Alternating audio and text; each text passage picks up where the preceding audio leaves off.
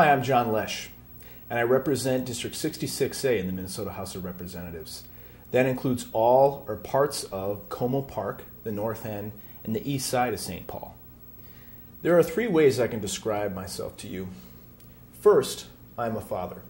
My daughter, Alice, is 7 years old. She plays soccer at our neighborhood rec center. She's learning to speak French in her Montessori school classroom and shares time between my house and her mother's house only a couple of blocks away in the north end.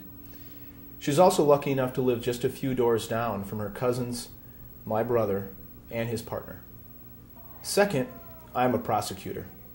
For the last 7 years, I have prosecuted domestic assaults, DWIs, thefts, vandalism, and other neighborhood crimes in our city. In this role, I hold accountable the people and their crimes who sap our community's strength, cultivate fear, and rob us of our peace. I am also trusted with the power to give a break to those who've made mistakes and who deserve a second chance to make things right. Third, I'm a progressive. This means I believe that when we come together as a community, we can accomplish great things which no one of us might achieve on his or her own. I believe voters, not shareholders or corporate officers, should decide the fates of their own communities. And I believe our greatest calling is to invest in our children's future.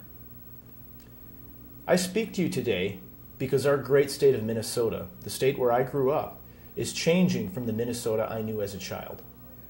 Our needs are different, our faces are different, and our will is different.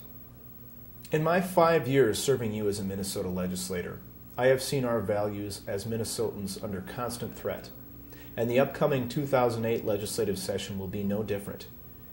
We face growing hurdles in healthcare access, continued resistance to renewable energy commitments, and underfunding of our police and fire services by Tim Pawlenty and Republican legislators, and these just to name a few.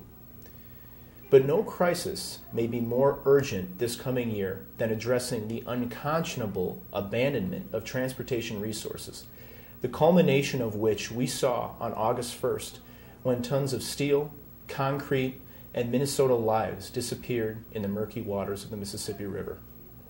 This session will test our collective will as Minnesotans. Should we continue down the path of starving our community, transportation, and educational resources? Or should we invest in those values which made Minnesota great? Values which Time magazine once lauded by proclaiming on its cover, "The Good Life in Minnesota." This session, I ask for your help. How may we make our communities safer, our schools more competitive, and our transportation reliable? This is your opportunity to sound off in the 2008 session, and I look forward to hearing from you.